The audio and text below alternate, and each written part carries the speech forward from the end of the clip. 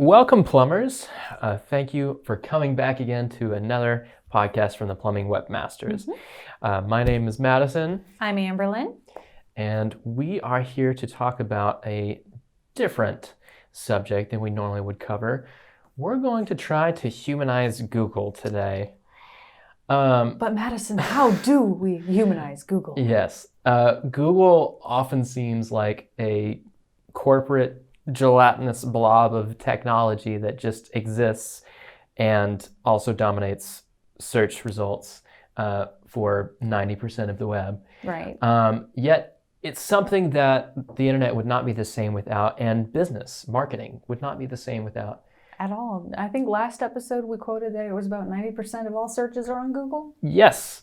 And that is a huge portion of traffic that needs to go to your website as much as possible. So we're going to try to humanize Google in order to better understand the things that it does and plan ahead for your business. For sure. Now we're going to be covering 4 key points on this one. Our first point, Google wants to be liked. It wants to be popular. Google is a business, and it is made up of thousands and thousands of individuals who work together to promote a business and to make money. Right. More on that latter bit. But for now, let's just remember, like anyone, Google wants to be recognized by people. It wants to be famous, and it wants its brand to grow across the wide web. It wants you to see Google and instantly know what that is, which most of us do. Yes, and they've been very successful to that end. For sure. Yes. Now, there are some difficulties that arise with this. One, Google tends to crowd out much of the competition or even the people that it helps to showcase its services. Right, because if you want to be number one, you have to put yourself out there first. For instance, Google Ads, they are at the very top of search results, and it dominates a very good place of the search engine results page. Yeah, I've seen anywhere from 2 to 3 at the top of the search page. I've seen 4 You've at seen one point. 4? Yes. Oh, God. And, they aren't just the simple lines anymore. They're like stacked things of fancy ad going on. Pictures and stuff? Yeah. Oh, and, goodness. So many people have trained themselves to ignore them. They have to be bigger now, and that takes up more space. That's a little bit of a rant there, but there are other takeaways that you can take from this. Since Google wants to be popular, it also wants people to have a positive opinion of them. Right. So it wants you to go out and say, Google's great. And how are you going to do that if you don't go ahead and appeal to your customers? Now, Google, it covers so many different types of services, and those services don't always work 100%. There are times when a GMB update has messed with us sometimes. We'll be like, oh my gosh, did we do something wrong? And they're like, no, it's just GMB being GMB, which Google My Business, in case you aren't familiar with it, it's a very important part of local search. Yeah. And if a problem is messing with your ability to appear to your local clients, that's a big issue. So we've found, instead of going through one trick to leverage Google's desire to be popular, is to leverage their public forums when you want to get something fixed. Like on Twitter or Reddit. Yes, exactly. Go to Reddit and rant. Or you can go to Twitter, their official Twitter for Google, and say, hey, we're having this issue. Can you help us deal with it? If you go through other channels, it can take days, sometimes even weeks, to hear back from them. But if you go on Twitter, they will link you with the appropriate resources, sometimes within a matter of hours. Because when you go on Twitter, everyone can see it, not just Google. Yes, not just people searching for terms about plumbing and stuff like that. Right. It's everyone. And Google doesn't want to look bad, so they will try to answer you faster.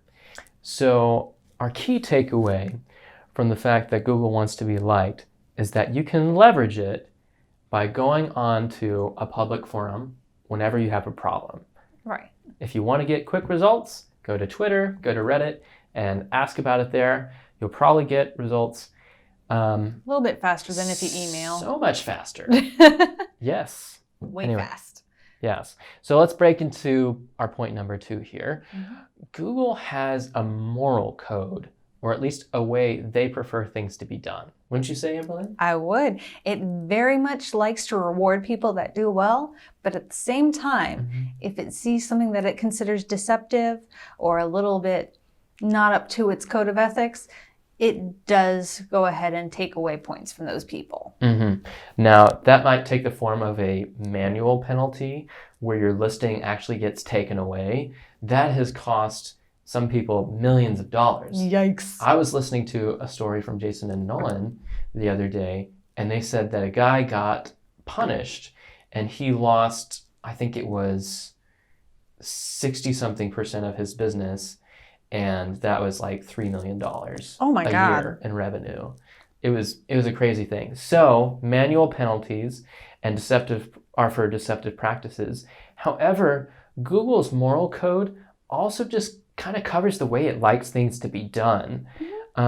If you go against its preferred practices, even if you're not doing something wrong or illegal or shady, it might still diminish the returns that you get. And we've seen this all the time. For instance, with link purchasing, link Right.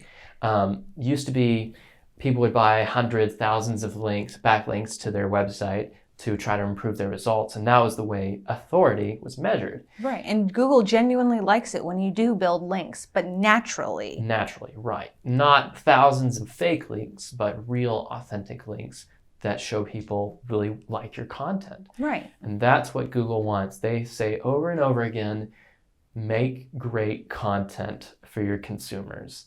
And now there are some things that they might edge away from content that Google likes, more technical elements. But if you're focusing on something that's too far beyond Google's recommendations, there's a real chance that that's going to see diminishing returns even with the next Google Core update. Right, which is a big deal every time we get a new update. So key takeaways from this: try to keep as clean SEO practice as possible. Focus on making great content and stuff, focusing on recommendations that Google makes on Twitter and stuff like that. They let you know what they want. And if you provide that, you're going to see safer returns. And greater rewards for it. They're going to approve more. If you try to go gimmicky, not a good idea. You could get hurt. For sure. Yeah. So again, to sum that up, just do what Google says as much as possible. Now, point number 3. Google's a mess. Google is such a mess sometimes. A little bit. They are a wonderful bunch of people who have done such an amazing thing in our lives, yet they have trillions of searches on their plate on a regular basis, and some stuff just breaks down as well. Like they have so many tools, so many updates to go through, and as they try to help people through trial and error, things just go out of whack sometimes. Right, and like you said, it is a bunch of people, and they're all handling different aspects of Google. Yes.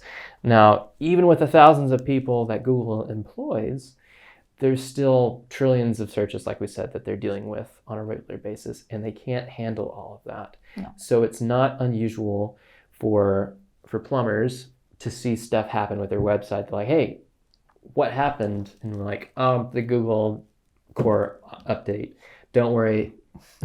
It'll fix itself. It'll fix itself a lot of the times. But that can be a serious problem. And it can be very scary. Yeah. Like, for instance, if you have a Google My Business problem and you lose out on local search because it's not acting correctly, that can be thousands of dollars over the course of a month that you lose out on. Right. And if you're trying to stay with the updates, for example, one update comes out and says, oh, we really like it when you do XYZ. And so you go ahead and you push forward with XYZ, we'll say link building. and you do all of that, but the next update says, we don't really like it so much anymore.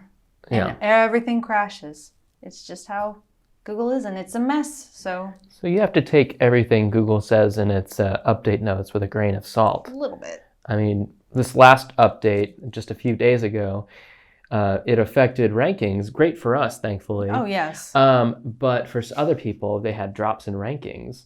And all Google said, just keep doing what you're doing. It'll be great. And that's super helpful. Yeah, it wasn't really helpful for the people who lost out. But there are some ways that you can harden your website and other online assets against Google updates, thankfully, and any other such errors. And that's mainly to take a broader strategy when it comes to search engine optimization. Right. Focus on your website, the basic keyword optimization. Yeah, good content, exactly. As always. Yeah, optimize your videos and your photos, but also go off of your website. Keep your GMB up to date. It's free, so you might as well, right? Right, you might as well. Yeah, and you can also help yourself with social media and PPC clicks and stuff like that. And of course, there's also offline events such as festivals, or if there's a place where you can set up a booth or put out your information. But we're focusing mostly on online. Actually, yeah, that's actually a great point, Amberlyn. It's good to market offline as well. Even if you have a significant portion of your business that comes from your website, it's still good to look at other channels as well, just to make sure that you always have a source of leads coming in. Consistent leads. If Google somehow blows up at one point, which has happened very briefly. A couple times. Yeah. We're rambling now. So Sorry. In conclusion for this point, Google is a mess. Your key takeaway is try to prepare for that mess. Make it a broad SEO strategy. Yes. Make sure you branch out. Don't just put everything on one gimmick basket. Don't gamble on a gimmick. I like that. I like that. Love That's a good alliteration. one. Yeah. So, let's move on to our next point. Right. Google, and this is probably the most humanizing aspect that we'll talk about today. Google has a boss. So yes, Google, as anything, is a business, and unfortunately they do have shareholders that they have to appeal to.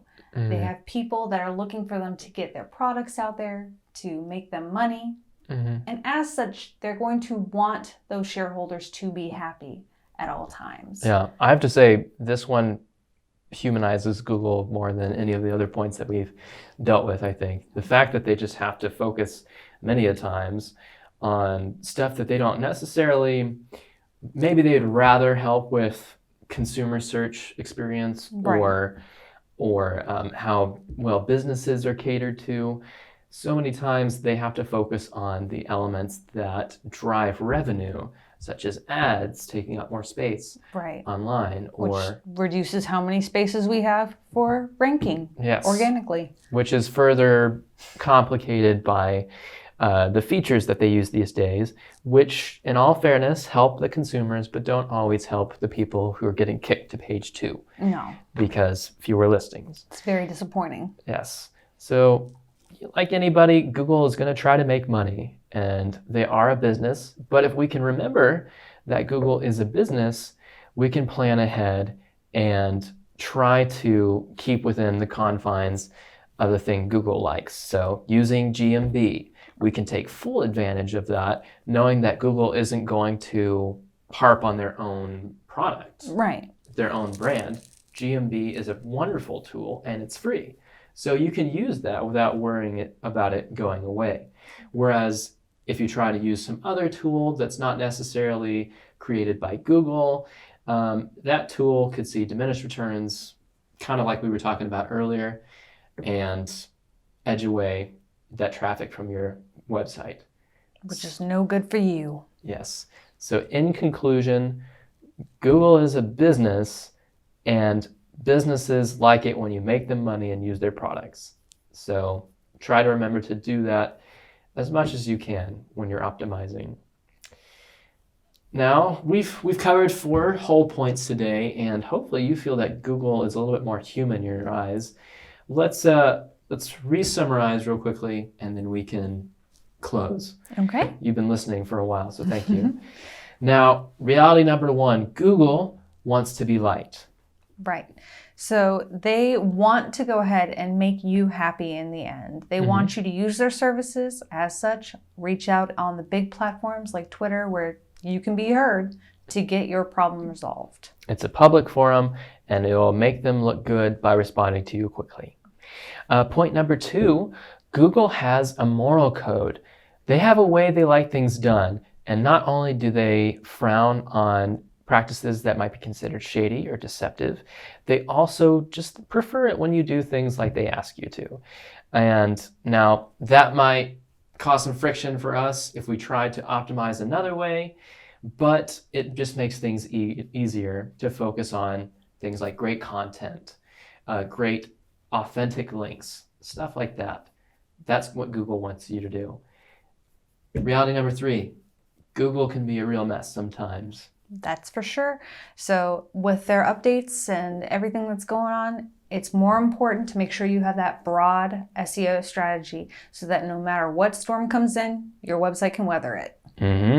And last and probably most important for Humanizing Google, they have a boss. Of course, they have shareholders. They have a boss just like you and me. So when it comes down to it, what do we got to do, Madison? We have got to remember to use the things that contribute towards Google's bottom line, or at least help us out and helps Google out as well. So GMB, PPC ads are great as well. They are very helpful. And you can also focus on optimizing your organic search results for those awesome snippets and awesome organic features.